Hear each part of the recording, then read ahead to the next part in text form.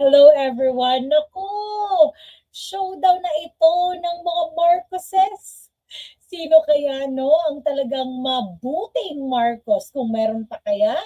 Or wala na talaga? Kasi guys, grabe, itong bill na sinusulong na si Amy Marcos talaga yung principal author ay para tilang ang daming kuskus balungos bago pirmahan ni BBM.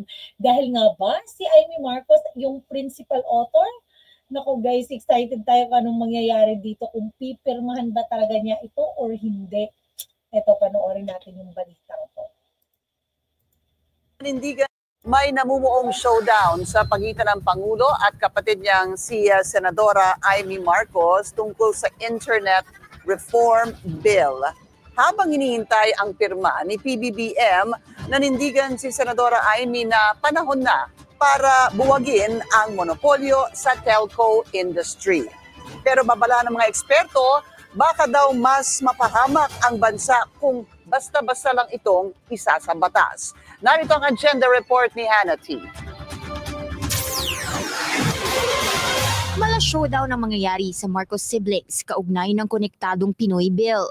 Kailangan kasing busisiin ni President Bongbong Marcos ang panukala bago ito maisabata. Nako, ganyan din yung sinabi niya sa GAA 2025.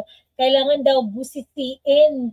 'Di ba? Imagine, alam pa yung deadline na ng pagpirma ng GAA. Pero wala guys, nag-extend ng ilan yun? 14 days ba yun? 15, 21, nakalimutan ko. Basta at the end of 2024 na talaga pinirmahan. At para talaga ma-ensure daw, yung kinalalabasan ng law na yun. Pero guys, anong nangyari? Nako, wala, palpak. Talaga bang ni-review yun? Yun yung tanong, no? Tulad na naman ito guys, sinasabi na namang re-reviewin ng maigi. Ang ating niyang si Senadora Amy ang principal author nito. Layunin nitong i-improve ang digital infrastructure and connectivity sa Pinas sa pamamagitan ng pag-scrap sa luma ng congressional franchise requirement sa data transmission providers. Mismong apela ni Senadora Amy kay PBBM, it's time to side with the masses and not the monopolies. Burahin na lang daw ang pangalan niya kung ito man ang dahilan kung bakit ayaw pirmahan ng panukala. Una nang sinabi ng Malacanang na mag-iingat si PBBM sa pag-review ng mga probisyon nito. Matatandaang nagkaroon ng sibling rift sa pagitan ng dalawa nang maging kaalyado ng Senadora si VP Sara, ang dating unit team partner ni PBBM. Diba? Wala talagang magagawang mabuting batas, walang alam mo yun, magagawang mabuti para sa Pilipinas dahil palaging politika yung inuuna, palaging politika yung nasa isip, hindi yung mamamayang Pilipino. Grabe. Para kay Senadora Amy, panahon na raw para buwagin ang dekadang duopolyo at buksan ng pinto sa faster, more affordable at reliable internet sa Pinas. Totoo talaga yan. Ako, totoo talaga. Gustong-gusto ko itong sinabi ni Senator Amy. Permahan na ito para sa mga mahihirap na estudyanteng walang sapat na pambayad sa internet para sa mga may sakit na umaasa sa telekonsulta. Alam nyo guys, number 1 talaga yan. Kasi ngayon, alam nyo yung mga kabataan ngayon, hindi pwedeng walang internet guys. Kasi lahat ng mga activities, nasa GC na, alam mo yun, lahat ng mga projects, hindi ka makaka-download ng copy kung wala kang internet. Alam mo yung mga ganun? Sobra talaga. At mantakin mo yun yung ate ko, 4 yung anak. Tapos 2 yung nasa kolehiyo, 2 yung nasa high school. Kahit high school, ganun na din. So guys, grabe, ang laki-laki ng gastos nila sa internet. Kasi wala naman silang pangbayad sa, alam mo yung wifi na monthly. Talagang sobrang laki ng tulong nito kung talagang mapipirmahan to ng Pangulo, no? Grabe.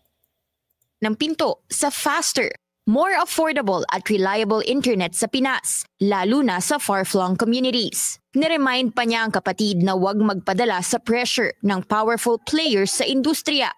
na nakikinabang umano sa mahal pero mabagal na internet sa Pinas. Pero mismong grupo ng leading telcos na PCTO o Philippine Chamber of Telecommunications Operators nangangamba sa bill na ito. Siyempre, mga gamba talaga yung mga mayayaman pag naging libre na, no? Talagang, ano talaga naku. Talagang mga oligarchs talaga yung, alam mo yun, nasisiyahan sa administrasyong ito. Kung sa administrasyon ni PRRD, sa mga administrasyon ni Duterte, yung tayo mga dukha, yung nasisiyahan, nagagalak, alam mo yun, ngayon naman yung mga oligarchs, yung mga mayayaman lang, kasi sila lang yung, alam mo yung prioridad, sila yung Pwede raw kasing magdulot ng vulnerability ang panukala sa national security, lalo na't di na nito nire-require ang importanteng pagbusisi sa kahandaan ng isang bagong provider, mapaligal man yan, financial o cybersecurity readiness. Isa pa umanong butas ng panukala, ang kawalan ng requirement para sa pag-serve sa disadvantaged areas. Ibig sabihin, posible raw ituon ng bagong players ang kanilang focus sa high-density areas, gaya ng Metro Manila, at maiiwan ang rural communities. Babala ng grupo, huwag madaliin ang pagpasa ng mga batas dahil mas malalaking problema ang posibleng nakaabang dito. Syempre, yun talaga yung sasabihin nila, no? Kasi sila yung provider, malaking provider ng internet sa Pilipinas. Kaya, naku talaga. Katulad na lang ng sa Pogulo, na di umano'y well-intended pero poorly executed naman. Ganito rin ang panawagan ng Citizen Watch Philippines. Kailangang i-veto ni PBBM ang panukala dahil masyado raw mataas ang risks nito sa foreign manipulation. At kung di monitor ng pag-operate ng foreign-controlled entities sa mga digital critical system, posible pang ma-expose ang Pinas sa cyber threats. Una nang nailahad sa mga Senate investigation ang vulnerabilities ng Pinas pagdating sa cybersecurity, gaya ng di umano'y state-sponsored attacks at hacking sa government systems. Nasa kamay na ngayon ni PBBM ang future ng Pinas pagdating sa connectivity. Para sa agenda, Hannah T. Video na ano kayang mangyayari, no? Ano kayang gagawin ni BBM dito? Grabe guys, so excited for this, kung talaga bang, alam mo yun, pipirmahan ba ito or hindi. Kasi alam mo, grabe, sobrang dami ng mga kasinungalingan, sobrang dami ng mga, alam mo yung mga negative na effect, yung mga pangyayari na ginagawa talaga ng admin ngayon. Kaya, ano masasabi nyo guys? Don't forget to like and share this video. Have a great day. Bye!